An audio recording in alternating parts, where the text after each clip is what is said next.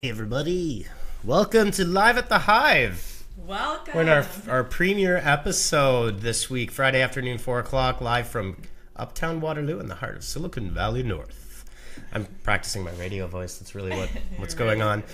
Yeah, I know. I listen to a lot of Howard Stern. Yeah. So you're basically living your dream right now. Pretty much. I mean, for as many of the two people, probably my mom and my wife, that are watching us right now. They're probably and Roland and Roland's probably with us right now too. The honeybees, well, they don't have much of a choice. No, I'm just joking. Of course they do. Let's see here. So I'm just going to log on to Facebook. So this is our first episode of our weekly Facebook Live.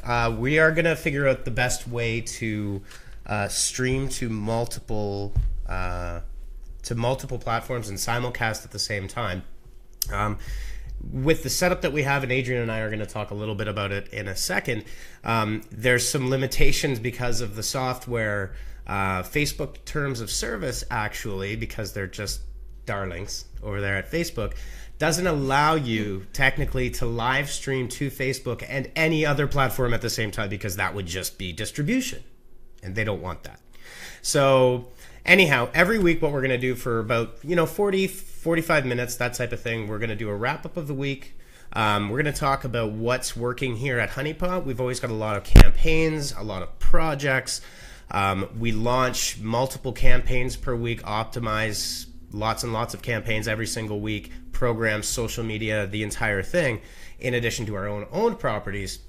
So we want to talk a little bit to everybody out there about, what's working now, what's working for us, and sometimes, frankly, what's not working. Because that's a big part of digital marketing, is understanding testing and then revising instead of just kind of staying the course. So that'll be the first section, right? Yeah, for sure, definitely. Yeah. I don't know if you're a mic, so we've always had like a little audio. Are we? Oh, God. Is that not on? Are we on? Oh, we are on. Okay. I can't see the lights. Adrian's are. Adrian, episode 1, working out the kinks. Look we have 11 viewers. I've clicked the button. The button has been clicked. Okay. The button has been clicked. Look at, there we go. We got a whole bunch of people here. Oh yeah. Look at that. Hello, Hannah. There's even hearts. Roland's on here. We got hearts. We got smiles. We got Courtney Castle. Gotta love it. Wow. Oh, this is serious business. This is serious. This is not a joke. We've peaked out at 10 concurrent viewers for our very first random episode. But listen, you know what? Rome wasn't built in a day, and the whole notion of doing this is going to be our consistency. Next week, Courtney, you're going to be here. Yes. Courtney's busy. Courtney is busy. She is very busy. I'm just poking fun. Yeah. Just the joking. thing about doing this kind of thing is that consistency is key. You have to do it on an ongoing basis so that you can build a following. You can build so people know that you're going to, at this time every week, you're going to be here. Yeah. That's right. That's right. And so why don't you tell everybody a little bit about your vodcast, I guess is what you're calling. So we just, for filmmaking, what we do is we have a little podcast and a little video podcast, which we do once every 2 weeks. And we just get together and we talk about what we're doing. Very cool. Just sort of tracking our journey with regards to filmmaking. Just, you know what I mean? Just living the and you're on what, episode 13? 20 will be our next 20 episodes. Wow. 19 episodes. So what's your biggest takeaway so far? Keep it under an hour. Yep. Because we ramble and talk about anything under the sun. Yes. But if you have a bit of a format to the show, it's probably better for the people listening. And I know that from listening to other people's podcasts. When they start rambling about something that's sort of nonsensical, I get a little frustrated, and I tend to okay, I'm going to another podcast now. Shut off a little bit, eh? For sure. So what we struggle with is keeping it under an hour, have a format, do the things that you intend to do, and provide value. Yep. Yeah. At the end of the day, it's all about providing value, right? Well, I like so every week maybe we'll check in with Adrian to see how his journey into, because it's not just a podcast. It's on your YouTube channel as well. Yeah.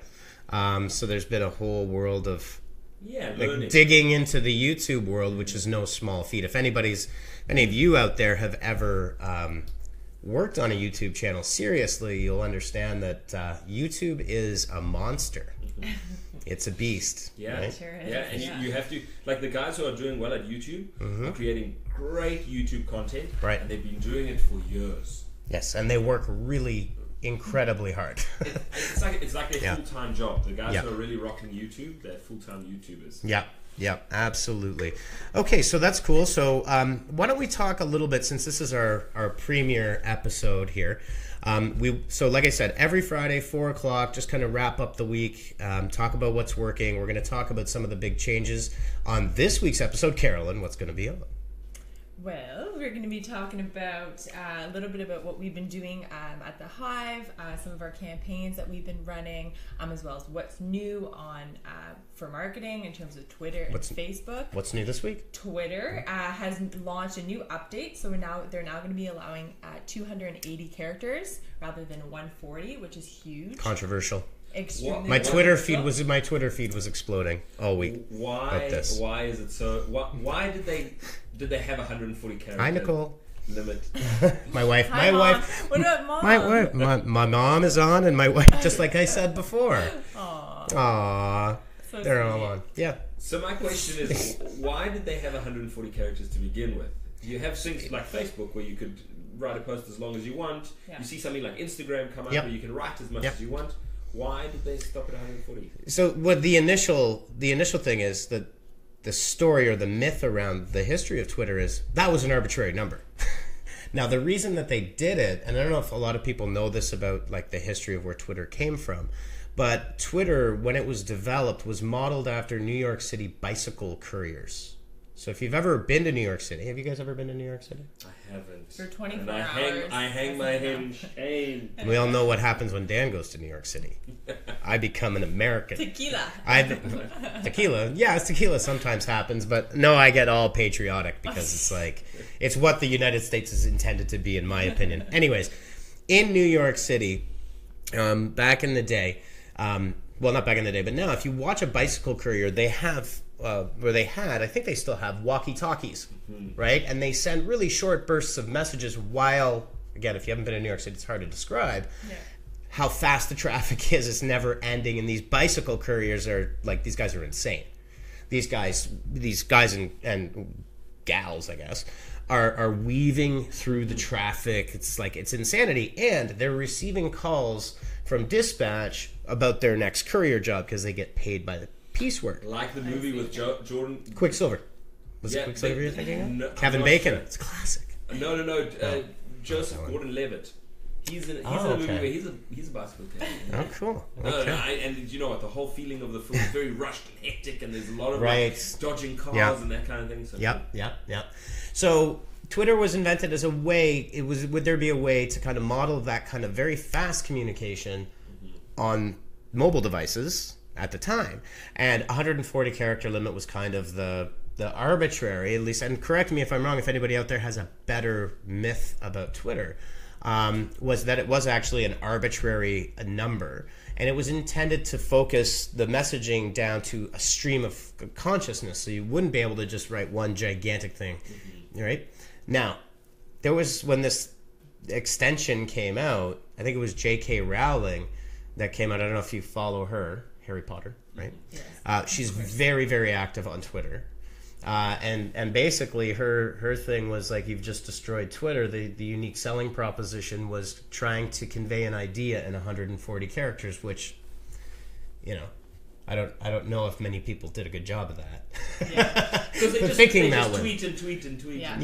Yeah. So, I mean, you know, the interesting side about it is, what can you do now with 280 character limits on Twitter? Well, it really does change that platform. Like, we're totally off script here. We even had notes. We're starting at 5 and we're working our way back up. This is the Wild West. This is the Wild West. It's the way of the world. It's the way of the world. Look at this. Thanks, no. Courtney. Courtney just threw in a reference there. If you're in the chat, Twitter's completely ruined. I don't know if it's completely ruined. We have to listen to 280 characters from Donald Trump. Yeah. I mean, Jeff... I got political. Jeff, the CEO, basically posted a tweet saying, we're so happy about this new update. It's going to provide so many great things. Mm-hmm. And then someone commented basically taking...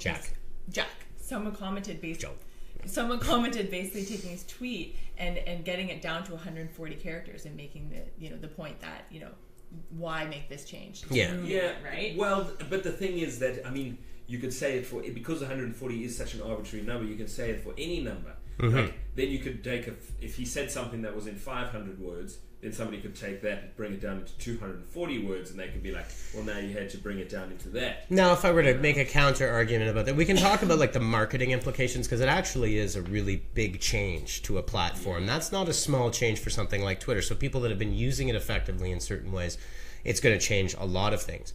Whether it ruined it or not, there was always the notion of taking a screenshot. So if someone had an email, you probably saw the memes where some sports celebrities were actually using notes on Mac to write their tweets out. So people were using screenshots already. And then there's services like Tweet Longer that were already services that allowed people to write longer tweets and then for people to see them. Mm-hmm. So, you know, to say people weren't skirting around the edges of 140 characters already. And then there's also, I mean, a tweet storm, right? So if I have, you know, one slash and I want to, you see those when people kind of go off and have something more to say, they'll number their tweets.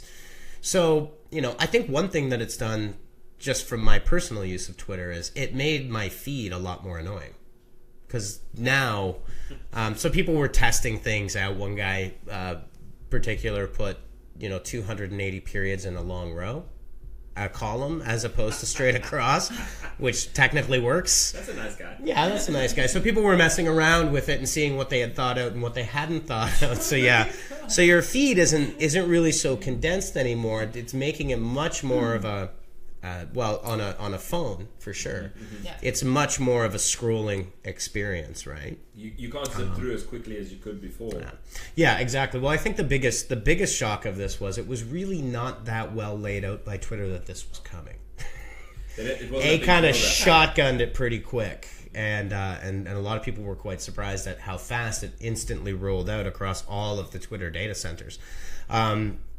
So, you know, I think one of the things from a digital marketing aspect are, and we have on our Facebook page, if you're watching there right now, we did put together, the team did a great job. Good job, Courtney, Matt, Megan, Courtney, Matt, Justin. Megan. Justin? You killed it. Maybe Justin's taking credit where he shouldn't, but I don't know. Justin always can have some credit for design work. He's our creative director. Yeah, we've got an infographic, a handy little one about some of the major things that you can do with it. One of them is you can actually @reference more people, like not spamming them, don't spam them, but that was a limitation before. If you were trying to talk to a group of people, or specifically maybe 3 or 4 or 5 people, you would basically consume your entire 140 characters with that. So that's definitely one thing to really use it. And one thing we've always advocated is not using Twitter as a broadcast platform, but as a one-to-one communication platform to actually have a conversation and not just puke out your marketing messages, because it does not work on Twitter if you do that. That was one thing. The other one was the twists, using Twitter lists more aggressively with more space. So that's another one that you can definitely use. The one that doesn't really impact, because they did remove previously, when you added an image, it used to count the URL as your characters, and they removed that about that was quite the hinder for sure, 6 months ago, yeah. Something like that. Yeah, it wasn't ideal. Yeah. But with the increase in the text length, I think it's also important to note, and we do a lot of work on Twitter. We'll talk about one of our favorite projects that we love to talk about and we work on is Interesting Shit. Steve's watching. Hey, yeah, all our pals over there at Inch, because Facebook doesn't like the word shit, so we changed the name. But video. So we've done a lot of work on the Twitter channels. Obviously, it's really obvious on Facebook the power of video and all of the different formats of social video. But likewise on Twitter, one of the reasons why we want this live stream to be on Periscope is because of the impact that it has on the algorithm for your visibility. You pop right up when you go live, right? And both Facebook and Twitter give preference to live video, especially live video from channels that do it consistently, and then channels that use video. Like Twitter has come out, they've released the media library in Twitter. They've got the Amplify program, which helps you monetize video and tweets, but there's a big focus that Twitter has done that. Yes. Yes. Whoa. So we've got, there's a lot of different things in the amazing. 280 character limit. Yeah. Mind blown right there. I didn't know that was. I just remember it happening on Facebook probably about a month ago. Well, and Courtney just made a really good point in the comments. Hey, Alex Maxwell. Shouldn't you be at work right now? Wow, we're telling on you, Alex. Yeah. She's probably going to do send a quick email. Send a quick email. Courtney just made a really good point there that HootSuite doesn't support it yet, which as an enterprise customer is a little bit. But I think what it does is it actually reinforces the fact that Twitter didn't really tell even their integration partners that this was coming. Mm-hmm. Yeah, which is a big kind of slap in the face. They really shotgunned that sucker pretty quickly, and a lot of theories are I don't want to belabor this point or kind of go on about this for. Hours. The whole time, because sometimes I do talk a little bit. It's not very nice, especially when we're on live. Jeez. I was just kidding, everyone. Some people think I'm mean. I'm actually not. I'm just defensive because I have to put up with this stuff all day. All right, moving on. Sarcasm. All right, should we move on to Facebook? No, wait. What was I going to say? About Twitter shotgunning the fact that they're not telling their enterprise partners. No, they weren't telling their enterprise partners. HootSuite as an integration partner would normally be. They're usually pretty good with these types of updates, and they don't support it yet. And they said they're going to worry. Hey, Alex. And why wouldn't they? Why wouldn't they do that? Surely it would do the company. It would do the company good with the stock price. I got my brain back on track. And this is actually a really important kind of point about social media in general, especially for brands with messages. Facebook and Twitter and Google have all been up to the Capitol Hill in Washington with a lot of the Russia scandal, and what it has to do with is purchasing paid political ads using their what are essentially unmonitored platforms. Mm-hmm. They're automated. They have stop words, and if you get flagged, you will go under a manual review. But typically, it's a completely automated system. And what ended up happening was, if you followed the news, is that bad actors in Russia were creating fake Facebook accounts, Twitter botnets, and then taking fake news, purchasing advertising in key congressional districts in the United States, like Michigan, for example. I think Virginia was another one. Michigan, Trump only won. I don't want to turn this into a politics show, but this is kind of part of the reasoning. Michigan had a high concentration of these fake news ads, and Trump won it by something like 10,000 votes. And they're saying it had an effect. Now, what that did was, for Twitter's specific case, they have had to. Their goal every quarter when they do an earnings report is to show how much growth we've had. I actually read a Medium article this week that I'll post up when my brain remembers where exactly I saw it. I'll check my history. That the growth team at Twitter was actually ignoring bot accounts. That the tech team, the quality team, had said these are not good accounts. We don't want them on the team, or we don't want them on Twitter. And the growth team basically said, no, because we don't want to show a decline in new users, whether they're fake or not. So a lot of these changes are really earnings driven. They're trying to make these changes more quickly and more rapidly so that they can hit their earnings calls. Like Twitter's actually been doing fairly well for the first time in a long time. But they need to release new features, and they need not to contract their user base. Mm-hmm. So a lot of this kind of shotgunning is to get it under the gun. We're on November 10th right now. Fake news is kind of a big deal for me. Yes, it is kind of a big deal, Andrew. Andrew is going to be our voice of conscience on our live stream, and he'll be on next week. But yes, fake news is a really big deal with new media companies. But it's the 10th of November. You're halfway through the final quarter of the year, the reporting quarter, right? End of year. There's pressure for technical teams to get this stuff out as quickly as you possibly can so that it can impact the earnings for the end of the year. Unfortunately, this is the world we live in. 5 years ago, nobody was talking about this on Facebook and Twitter, or the power of these things. Yeah. But the thing is that it is measurable, and because it's measurable, you can see that it would have had an impact. Yes. Like you said, in Michigan, they can actually tell that the fake news, it had an impact on the election, which is crazy. Well, it did. And I think, one of the things, because now you're getting me onto a topic I really like talking about. I talk all night about this kind of stuff. Is that there's actually a really great article that I did read, an interview with Sean Parker, who's infamously played by Justin Timberlake in The Social Network. In The Social Network. Yeah. It's kind of a bad analogy, but it's true. Basically what they did was they created an addiction loop, a psychological addiction loop to Facebook, which was the like. So if you got likes, it was like a little hit. His own analogy in the interview was it was that little hit of crack.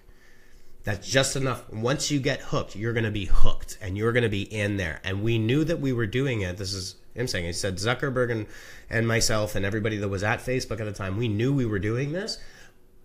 I don't know that they saw the staggering implications of what that can mean years and years and years later, like this far down the road, over people's addiction. So like this fake news thing and just the power of the network.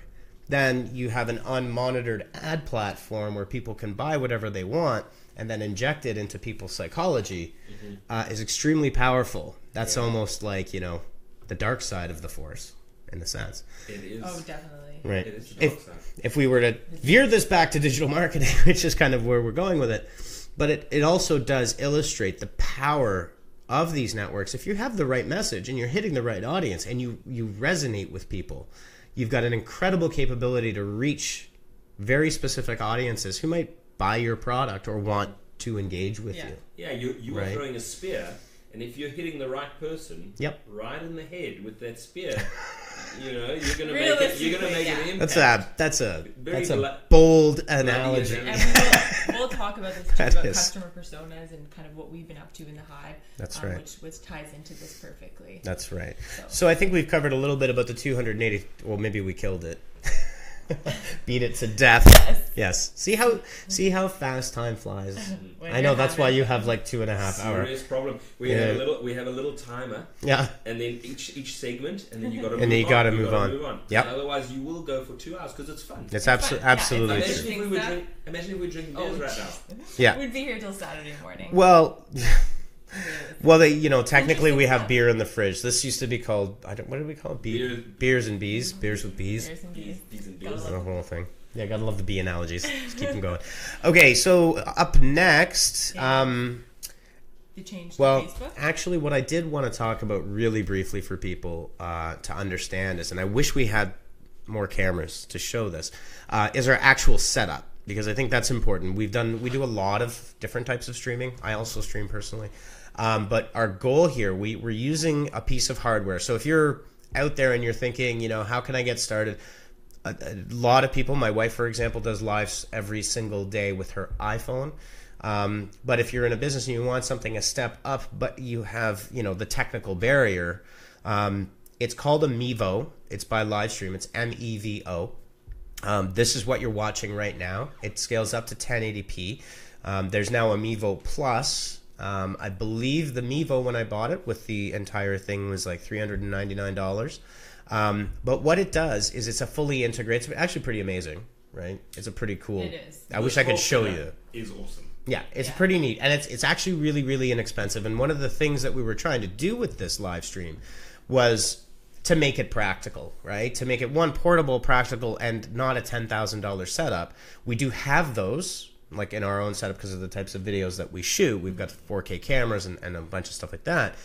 But the goal was to make this one accessible, portable, and easy, right? Because when we're doing this to be consistent, we have to make it not a major technical challenge to have a producer in here and set up cameras and set up lights and get all this stuff done, and then a streaming, decoder card, and then have another producer running some special software. Yeah. So what this is it's a Mevo by Livestream, and it's got the base extender, which has a Wi-Fi port and a USB port, and also provides for like 8 hours of continuous streaming time on battery power alone, which is pretty phenomenal. Yeah. Now you're plugged into the Ethernet, but it does go Wi-Fi. It does. You can go LTE. You could actually take this thing out on the street and go for a walk if you wanted to. Obviously, you're probably not going to get the upload speeds that you would get with a wired connection. But under certain circumstances, it's a really great solution, especially if you're a small business and you're looking to, like, what kind of video equipment could I use for a bunch of different things? Well, this Mevo is a really great solution. The add-on that we bought was, I guess that was a 3-port. It was like a hybrid. Yeah. It's a 3-port, but it's a USB mixer board. I don't know, Adrian, can you try to lift it up without unplugging everything? Yeah. Let's have a look here. Okay, so there we go. So you can see that. She's a beauty. Yeah, she's a beaut. $138, really inexpensive. Just a couple of XLR connections, which are your standard microphones, which are right here, just to give that audio, that kind of silky smooth radio quality sound. Yeah. All in all, this entire setup, and I'm not including the iPad, which is actually running our studio here. Oh, Infinity Loop. Oh, whoa, it's MC Escher. It's happening forever. Okay, but that's just the software that runs off of it. This entire setup is sub $1,000. Yeah, which is incredible because it's pro sound. Yeah. Which is going into a great 1080p image that you can put in a backpack and you can set it up in a heartbeat. Yep. And like you said, like Nicole she's going live every day. Yeah. So if a business wants to go live more regularly, I mean, it's not really practical to make it a big production. Yes, exactly. It's got to be quick.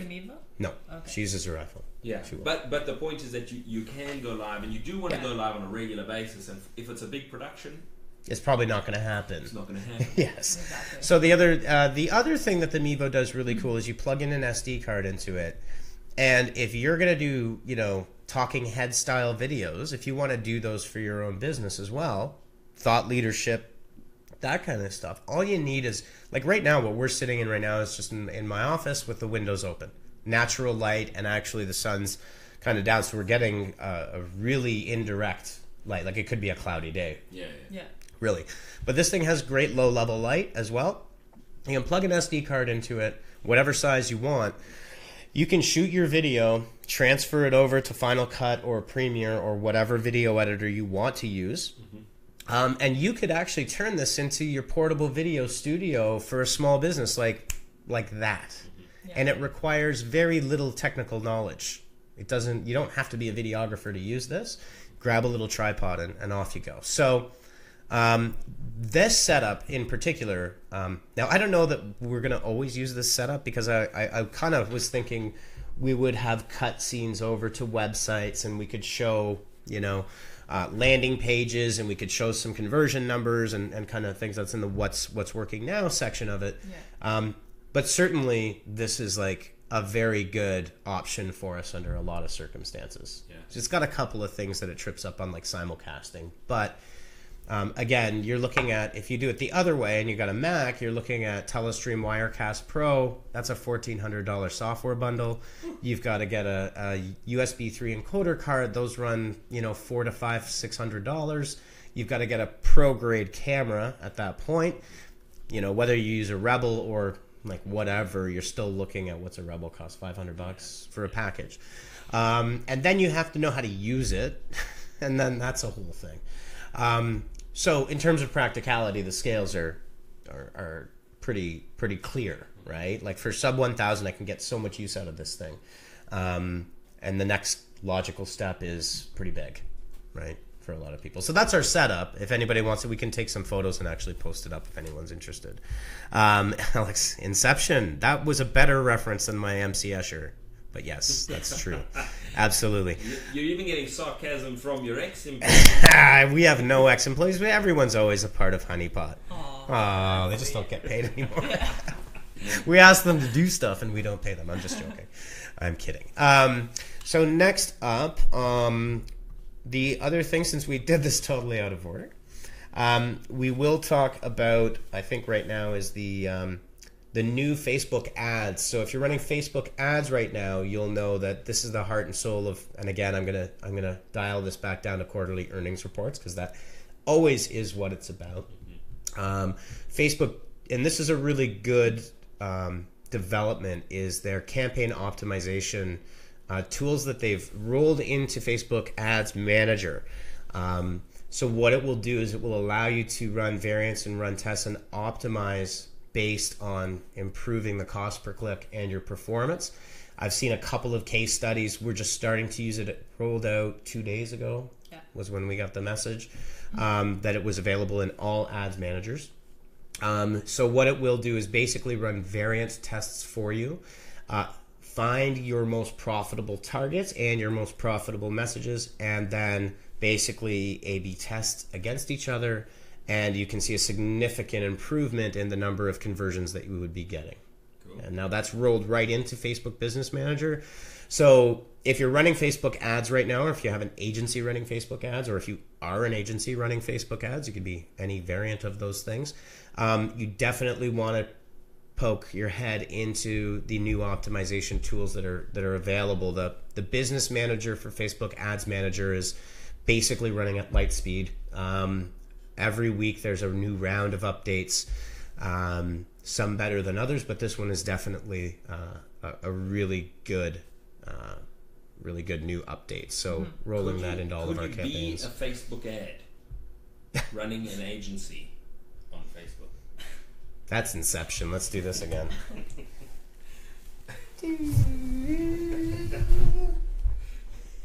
I watch The Twilight Zone every morning at 6 a.m. I know it's a weird time of day to watch it. The original, though, with Rod Serling. They're so good. The good stuff. They're so good. They're so great. Rod Serling is the best. Anyways, that came to mind because of what Adrian just said there. And the fact that Justin, our creative director, who I know is watching right now, maybe not, and is working on this really hard. There we go. We're going to have a whole RKO Radio look for this show, which is the old radio tower with the electricity coming out the top. If you're familiar with the history of radio, RKO Radio was the first radio network in North America, and then they became RKO Radio Pictures, and they became the first set of studios. Yeah. Bet you didn't know that. Learn something new. But it's pretty cool. So when I was talking to Justin, I was like, you ever watch The Twilight Zone, like the original? There's like that black and white look, totally off topic, the black and white look that they used to have, but it was so crisp because it was shot on film that it looks great even in like HD today. You ever watch an original episode of The Twilight Zone on your big screen TV? Where are you watching them? On YouTube? No, it's on Space. Space, okay. Channel 44 on Rogers. Channel 44. I think it's 44? Yeah, it's 44. That's what I'm doing History tonight. Is 45. Yeah. 6 a.m. 6 a.m. I got 3 kids, man. 6 a.m. is like the quietest time. It's so beautiful.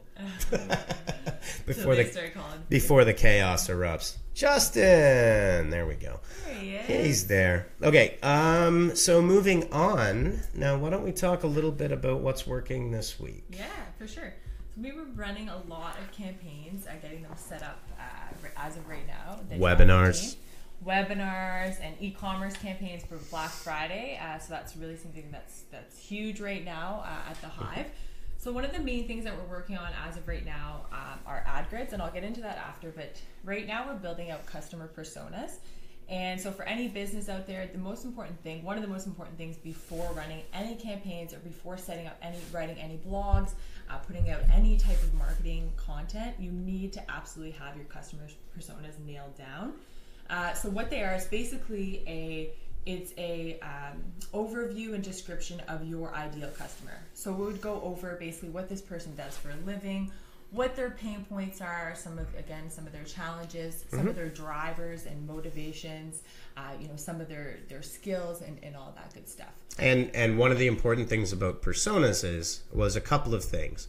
One is it takes the traditional notion of the demographic and basically throws it out the window. I mean, 18 to 35-year-old females in North America is a pretty large group of people. And so the persona is actually getting to the human, like what human being are you talking to? And just to wrap up what Carolyn was saying is it's called a statement of belief.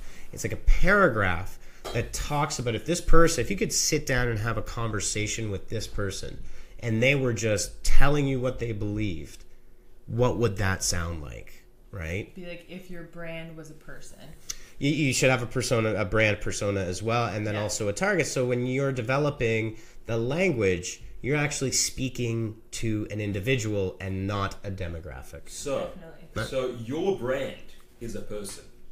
Always. It needs to be. John, it is. and your target audience is another person like Susan. That's right. So John and Susan get together, and you really want them to have a good date. Well, I guess if you want to use the dating analogy, So are they able to communicate properly? Yeah. Yeah. But I would think about when you're creating ad copy or any social media posts, making sure that you're using the same keywords essentially as well, which is a really clear. And speaking the same language as the person you're trying to talk to. One of the things with the persona development and then developing the ad grid is actually just a way to make sure that are you using the right words that would resonate with that individual. Or are you using some generic language that really doesn't mean anything to anybody, right? Yeah. The goal is to keep that on target and make sure it flows through all of your messaging. But, one of the things that I think is really important with digital marketing, especially on the social side, is human beings don't want to be talked to by brands. We're sick of it. And we are consumers as well as marketers. If you look at some of the most popular on social channels, like Wendy's as a social media profile on Twitter, for example, as a very humanized profile, very humanized, and that's incredibly powerful for connecting. I don't know if you guys remember Nugs for Carter. Remember Nugs for Carter? Can't say I do. No. Well, this one kid asked how many retweets would it take for me to get Free nuggets for life, I think, or a year. I can't remember. Wendy's tweeted back at him 1 million. And he went, okay, and he actually got way past 1 million. But it turned into this back and forth where people were talking to Wendy's, and Wendy's has this, there's obviously a comedian behind Wendy's, the brilliant social media profile. But what they managed to do was understand the persona of their customer, tap into it, and create a persona for Wendy's that was not, it's the persona for Twitter for Wendy's. It's not universal, right? But it's a distinct personality, and that is in large part where he got his nuggies, by the way. Thanks. Matt. Yeah, he did. I remember that. Yeah. But in terms of developing the persona and the ad grid, like that's the ultimate realization. So that's a big part of our process, so that we don't create these campaigns that just sound so generic that no one's going to be interested by it. Because look at your your average browsing day in anyone's normal life between Facebook and potentially Twitter or Instagram, the general internet and content sites is a barrage. It's a barrage of brand messaging and advertising all the time. Exactly. Yeah. So you could launch a campaign which is basically screaming into the Grand Canyon if it's done improperly. Yeah, but the thing is, they want their presence to be there universally, so that when that micro moment happens for you, that they're there. That's right. When that moment, they're really just trying to spread themselves like in your face, as long as possible until you get that micro moment where you want them. Yeah. And part of the thing that we were working on this week through our e-commerce programs that we've been developing for, like Black Friday is a great example. Black Friday is a tsunami of activity. Yeah. I mean, it's going to be dominated by your Walmarts and your Amazons, and Amazon basically turned one day into 1 month because they're Amazon. Because they're Amazon, and that's what they do. But even for most retailers, it used to be just Black Friday, but now Cyber Monday has actually turned that into typically a 4-day window. But what you can't do, I remember having this conversation this week, we're talking about should we bundle, should we deeply discount? One of the key things that we do with all of our campaigns, because unless you are Amazon themselves or Walmart themselves or P&G, right, like Procter & Gamble or some massive multinational entity, price discounting is a race to the bottom, and you're not gonna win that way. So providing added value, bundling and increasing the value, the perceived value for your customer is really important. Something that's really important to them that you can add on to it and then do something like free shipping so that you don't blow your brains out in a 4-day period. And we've seen this before where certain e-commerce sites will in fact lose money over that 4-day period. Now, if you do it strategically to acquire a customer, then that's not stupid. Yes. If you do it to blow your brains out to compete on Black Friday, then it's not the greatest way of going about it, right? And I have another stat. See, this is why I want them. I'm going to get like a little whiteboard. I'm just going to like have little white cards like Bob Dylan or something, right? You could. We could do something else. But the stat that I saw was, and I'm paraphrasing, was if you get a customer to the second purchase, it's on my Twitter feed at Dan O'Maddock, follow me. When you get a customer to the second purchase, you increase their resale purchase potential by 55%. If you get them to the third, it's up to 68%. If you get them to a fourth purchase on your site, you're up to a 78% retention rate. Mm-hmm. So the first purchase is in fact not the most important. The second purchase is. Right? So in terms of these campaigns that we're developing, the question is, what's the strategy? Right? So you could deeply discount. If your goal is you have follow-up products to sell them, we would call that a tripwire to get them through the door. Like the $300 52-inch LCD TV at Best Buy is only there to get you in the door. Yeah. So you will buy more things. Mm-hmm. And the warranty plan. Right? And the warranty plan. Those sons of bitches. Well, there goes our PG rating, folks. Sorry. Well, we already said interesting shit, so it doesn't really matter. That's okay. We're edgy. We're digital marketers. We're supposed to be. All right. So developing personas, developing an ad grid to make sure that your language is aligned with who you're talking to, not just one ad for all the masses, right? And then testing those out. Mm-hmm. So that's a really good one. The other one that we wanted to kind of, I think, highlight a little bit. Interesting.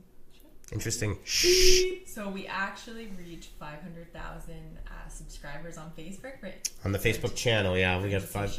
Yep. So that's a big milestone. Big milestone, and big viewing numbers. I don't know exactly, in the hundreds of millions of video views between Interesting Shit Proper and the distribution network. So that's a big. We can't necessarily tell you everything we did, but it's a big team. One of the big things that I think is really important to kind of highlight talking about digital marketing is distribution partnerships. It's, I think the funny thing from my perspective is the more things change, the more they stay the same. Back in the day, if you got a record contract and you got a deal with Sony Records or whomever, what they provided you was the ability to get your record or your CD into 150,000 stores. Mm-hmm. Distribution. Radio was distribution. Well, Facebook and Google and Twitter and Instagram, those are distribution channels, but you can do it by creating these partnerships with like-minded media companies or other companies as well. It doesn't matter if you're selling watches or you're selling media or whatever. Any type of product or service, realistically. Doesn't matter. It could be anything. You could be selling recipe books. You could be selling 60-second videos that you're monetizing through advertising or whatever. T-shirts. T-shirts are a big deal. Interesting Shit has some pretty nice T-shirts. They do. Check out, was it shop.interestingshit.com? Buy now. I was going to give you a discount code, but damn it, I don't know one off the top of my head. Or later. You can buy now or later. There we go. Or now and later. Yeah. The choice is yours. But buy now. Adrian comes in handy for his vague, indeterminate accent. It's actually South African. Yeah, we use him for his accent. Yeah. We do. That's really, we got a whole bunch of... If you phone Honeypot... Who's angry? Who's angry out there? Why is someone angry? If you phone Honeypot, it will be my voice that you will hear on the phone. It's true. It's very true. So anyway, someone was angry over there, and I don't know why. Interesting. No, we just got an angry emoji. That's all. That's all right. So yes, developing distribution partnerships. We will have a special guest on named Andrew Webb in the coming weeks. He's going to be our special featured NPR style guest, and we will be talking about the development of distribution networks and how you actually do it. He's the guy to talk to. He's the guy. He's our guy. He's put in some hours. He has put in a lot of hours developing relationships and fostering them. And you know what? We obviously use tools, but it's a lot of old-fashioned salesmanship and relationship building, and it doesn't change. Hey, how's it going? Yes, that's an extremely important part. I think a distinction for anybody in digital marketing or businesses looking at their digital marketing plans is that, and this is an analogy that I like to use, is like what social media has done is really only put the user at the center of the experience, where you used to like watch the internet and consume it, then view it. Social media is you at the center of the experience. And what a lot of this does for marketing of any type, it's going back to the small town day where you knew the butcher, the baker, and the candlestick maker, where I would walk into a store in my local town, and I walk in the butcher shop, and the butcher knows me, and he knows I like ribeye steaks, and he knows I like making hamburgers, and is, like, hey, I had a great cut, so I put some aside for you this week. Here you go. Well, that's what social media can do, and really good digital marketing and really good engagement actually does that. So it's not about just driving up your accounts, but your engagement, right? Mm-hmm. It's really it's repersonalizing what was becoming an impersonal experience. Yeah. So it's and that's a good segue into Marketer Knows. So that's another thing we got going the last month or so. We've really select professional radio here. We've really hit the ground running. Hey, now Marketer Knows. So it's basically a subscription based website that allows businesses and startups to basically sign on to this website. Marketer students, students, dads. Anybody who is looking to basically take marketing into their own hands. And we provide straightforward, useful, and actionable roadmaps for people. The idea is like you should be able to go through a full roadmap and have a finished product at the end. So we're super excited about Marketer Knows. We've got all hands on deck. We've got everyone creating some roadmaps. It's some exciting stuff. We're going to launch it December 31st at midnight. I swear. No, we've been working on it. You stopped before you made that promise. I know. Like, I'm on live.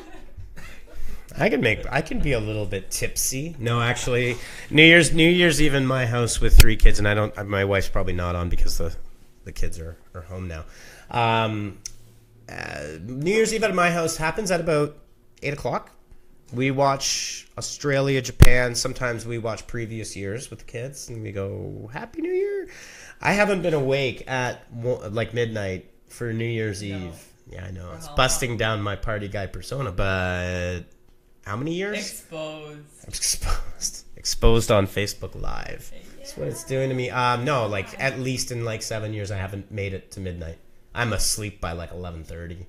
Done. You're up by 6 for your show. You've made it. You're there. You're like at the doorstep. You just have to be like. But it's I mean, it's not like anything actually happens at 11:59. Really? No. The world keeps. You're there. You're like champagne. Come on. It's a staple. Champagne's terrible. I won't drink champagne. I hate champagne. I actually don't like champagne either. Yeah. Now this is where it all goes downhill. Everyone's going to start talking about booze. So Marketer Knows is coming. It actually is kind of live. It's like move fast and break things. We've been working on it for a while. There is going to be, and there is already in there, an absolute ton of content. And really what the roadmaps are intended to do, they're like very, very, very, very practical. And what we're doing is we're in the final stages of, we're going to start with 12 roadmaps. They take quite a long time to put together, but they're from our real experiences.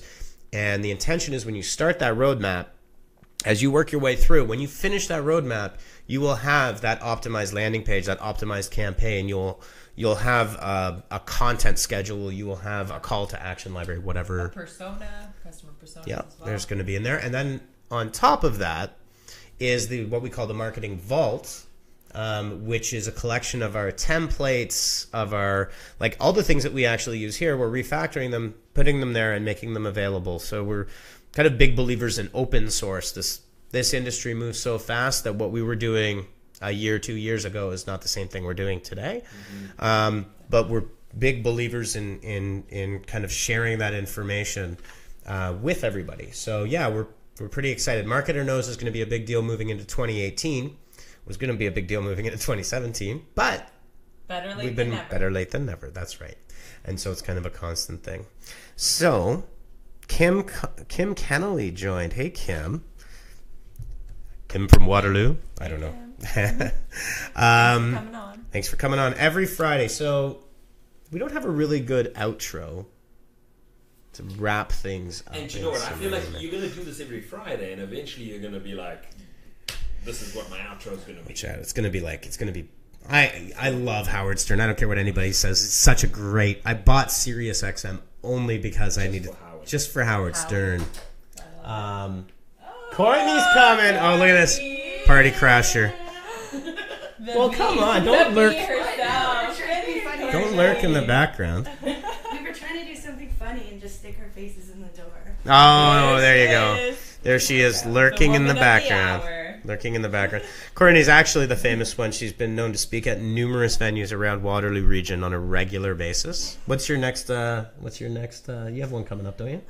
Katie and I are doing a Manulife Chamber Academy series in January on AdWords and Google Analytics. Ba-bam! Catch your bees there at the KPL, Kitchener Public Library. All right. KPL. Yes. Is that bright? Is that a bright and early one? It is. It's an 8 a.m. Yeah. So it's a what do they call it? I was going to say lunch and learn, but Manulife Chamber Academy series. The Manulife Chamber Academy series. I'm plugging it. And the kitchen is amazing. It is amazing. So people should go. You should really go. See the live, you should go listen to. You should. It's actually there is a 3D printer there. You can just go 3D print something, whatever you want. It actually, all joking aside, the KPL is like from what I remember. This is turning into the Howard Stern show, but like totally PG, which is fine. No, I'm talking about how easily people communicate here. Alex suggests that we should be drinking beers right now. There's beer in the fridge. There's just someone, Megan. Can you grab us 4 beers? No, actually, I hate to break it to you, but we're out. Yeah, what? You know what? Oh, next time. What? There was a whole bunch of Corona. You went away on holiday, Dan. Unfortunately. I went away on holiday and I wasn't on holiday. I was down at the fridge, and then I heard. I was in Tampa on business. I wasn't on vacation. Adrian's ratting on us. Yeah, I didn't say who it was. You guys just sold your sales out. I think. Courtney and I don't like Okay, beer. listen. Here's the new rule: the last person to drink the beer in the fridge is the next person that has to restock the fridge. Does that sound like a fair deal? Yeah. What is a restock? What does that constitute of? 12 beers? I would say let's call it 12. Okay. Let's be fair. So everybody gets a beer.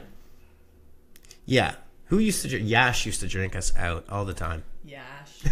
He'd come in after swimming in the morning and crack one. Yeah, that's true. Yeah. Hey, The picture of Coffee or beer? the picture of health. All right, well, we have no outro, we have no theme music, we have no producer, we have nothing. But we hope you had a good time watching our very first live at the Hive. Courtney's adios muchachos. See you next Friday, 4:00. Peace. Thanks for coming on.